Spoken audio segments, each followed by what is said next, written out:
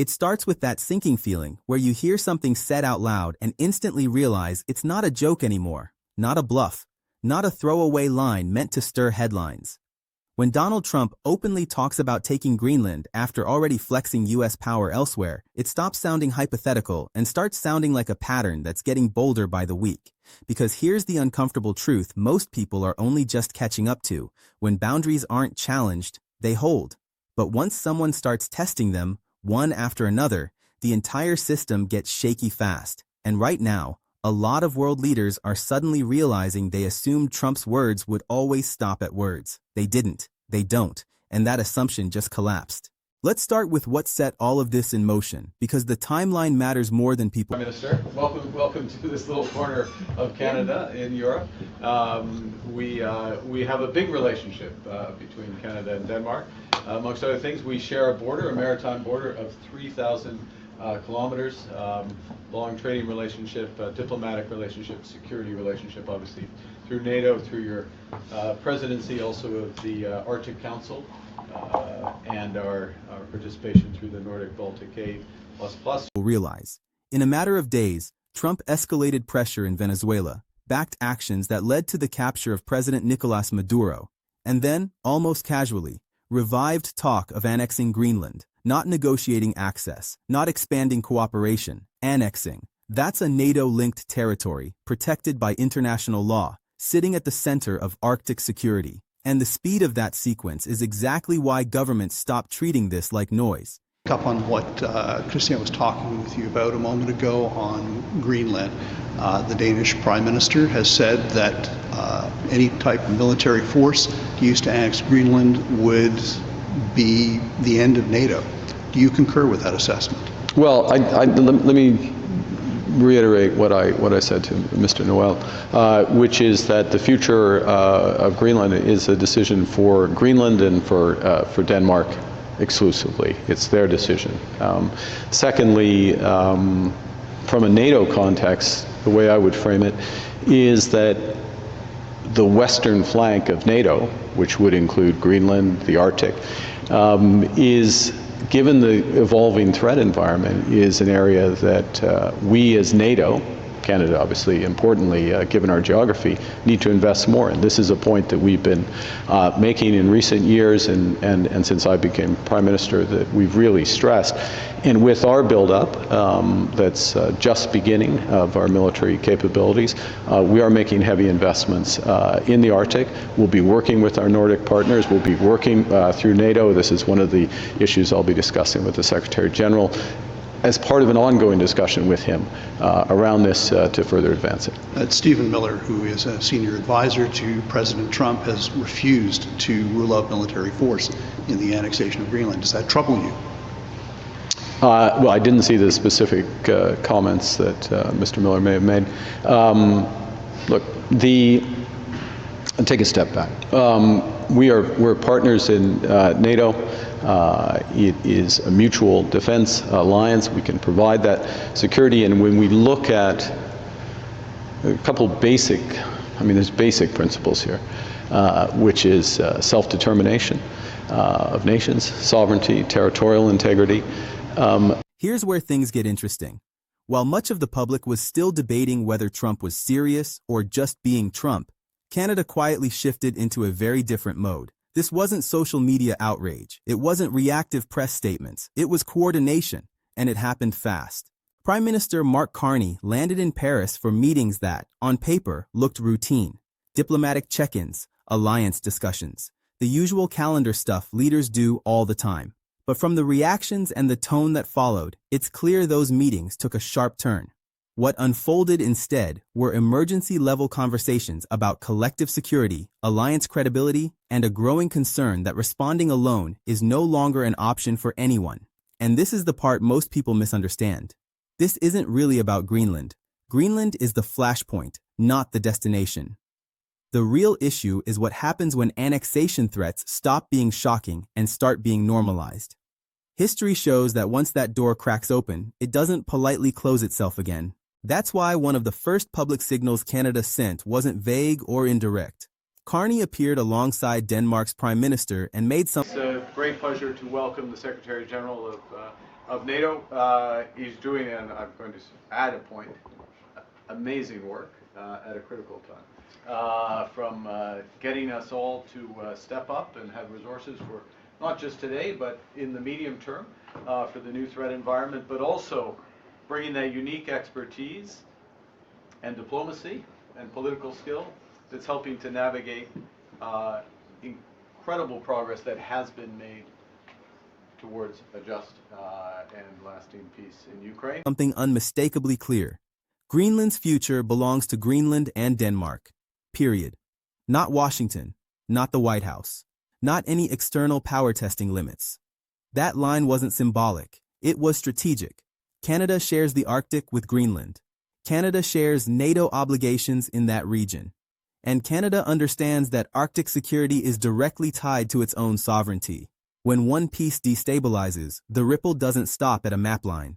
Carney even emphasized something most viewers probably glossed over, but diplomats absolutely did not. Canada and Denmark share a maritime border stretching roughly 3,000 kilometers. That's not trivia. That's geography that forces shared responsibility, shared risk, and shared consequences. Trade, diplomacy, and security between the two countries aren't optional extras, they're structural realities. Here's why that matters. A year ago, Trump wasn't publicly fixated on Greenland. Regards to Venezuela and Greenland, what is Canada's position? You're going to meet your Danish counterpart. Do you think that military action in Greenland would signify the end of NATO? Answer. With regards to the future of Greenland, this will be a decision for the people of Greenland and Denmark. Only them, Greenland and Denmark. Secondly, with regards to the role of NATO, for a long time now, and during my period as Prime Minister,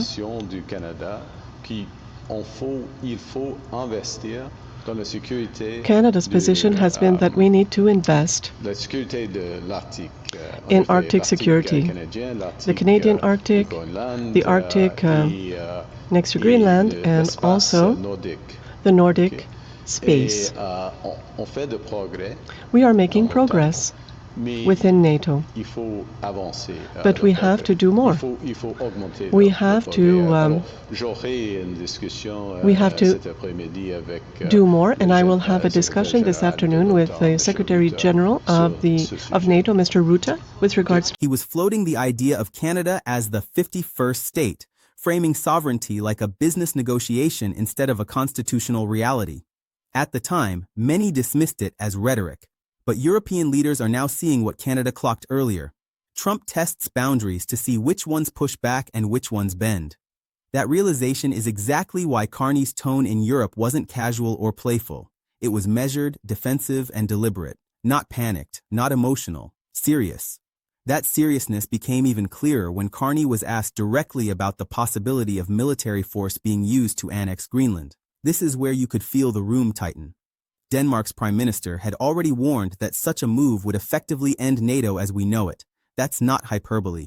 NATO is built on collective defense, not internal coercion. Carney's response didn't escalate the rhetoric. It did something far more powerful. It anchored Canada's position in fundamentals: self-determination, sovereignty, territorial integrity. Those aren't slogans. They're the legal backbone of the post-World War II international order.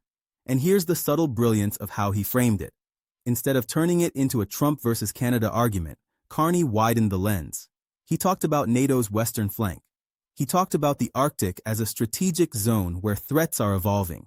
And he talked about investment, not conquest, cooperation, not coercion. In my view, that was intentional.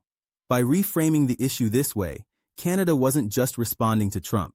It was signaling to every country watching that annexation by force isn't just unacceptable. It's destabilizing for everyone involved, including the alliance meant to prevent exactly that kind of conflict.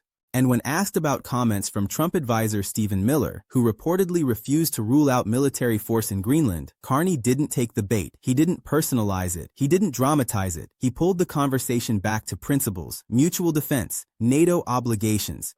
Basic rules that keep powerful countries from doing whatever they want just because they can. This is where the tension really comes from. Because once leaders start refusing to rule things out, the burden shifts. Silence becomes ambiguity. Ambiguity becomes risk. And risk in geopolitics rarely stays theoretical for long. Carney expanded on this by making something else very clear. Canada has been pushing for greater investment in Arctic security for years, not weeks. This isn't a reactionary pivot. It's a continuation of a long-standing position that the Arctic is no longer a quiet frontier. It's a front line. And that reality has only accelerated as global competition intensifies. Melting ice isn't just an environmental issue. It's opening shipping lanes, exposing resources, and increasing military interest from multiple global powers. When Trump talks about Greenland, he's not inventing that importance. He's exploiting it. That's why Carney emphasized coordination with Nordic partners and NATO leadership. This wasn't Canada freelancing. It was Canada embedding itself deeper into collective security structures. The optics mattered too. Standing alongside NATO Secretary General Mark Rutte wasn't accidental. It sent a visual message as much as a verbal one. Canada is aligning, not improvising. Coordinating, not reacting. Preparing, not provoking. When Carney spoke about a new threat environment, that phrase carried weight. Because it acknowledges something many governments are still reluctant to say out loud. The assumptions that guided global security for decades are under stress, and pretending otherwise doesn't make anyone safer. Now here's the twist most people didn't expect. The conversation didn't end with tanks or treaties. It pivoted to energy. And this is where Canada's strategy became even clearer. When asked about Trump's actions in Venezuela and the justification that it was about oil access, Carney flipped the narrative completely. He acknowledged that a democratic transition in Venezuela would be positive. Stability is good. Prosperity is good. A functioning Venezuelan economy benefits its people and the region. But then he drew a sharp contrast. Canadian energy doesn't rely on chaos. It doesn't need force. It doesn't need regime change to be competitive. This part hits differently if you listen closely. Carney described Canadian oil as low risk, increasingly low cost, and moving toward lower carbon through carbon capture initiatives like the Pathways Project. That combination matters in a world that's simultaneously worried about energy security and climate commitments. From the reactions I've seen, this was one of the most underappreciated moments of the entire exchange. Because what Carney was really saying is that instability elsewhere doesn't weaken Canada's position, it strengthens it. As volatility rises, reliable suppliers become more valuable. And when he talked about pipelines and access to Asian markets, this wasn't chest-thumping. It was diversification strategy. Reduce dependence, expand options, build resilience. In my opinion, this was Canada quietly asserting leverage without shouting about it. Not by comparing itself to Venezuela, but by contrasting systems, rule of law versus force, stability versus shock, long-term planning versus short-term power plays. That confidence wasn't abstract. It was grounded in infrastructure, alliances, and credibility built over decades. And that's why Carney's message landed differently than Trump's rhetoric. One was about taking. The other was about positioning. As instability rises in one part of the world, Canada isn't scrambling to compensate. It's becoming more central, more trusted, more relevant. And that's the through line that ties all of this together. Carney's meetings in Europe weren't about drama or headlines. They were about prevention, about making sure boundaries are reinforced before they're tested again. Canada understands something fundamental that history keeps teaching the hard way. If countries respond to pressure one by one, each becomes easier to isolate. But when democracies respond together, the cost of overreach rises fast. Greenland is the test case. Europe is the meeting ground. And Canada is making it clear it's done waiting to see what happens next. Because once annexation threats become normal, no country is too close, too friendly, or too secure to be affected. And Canada, sharing borders, alliances, and responsibility in the Arctic, knows that better than most. If you found this helpful, consider subscribing. I appreciate you.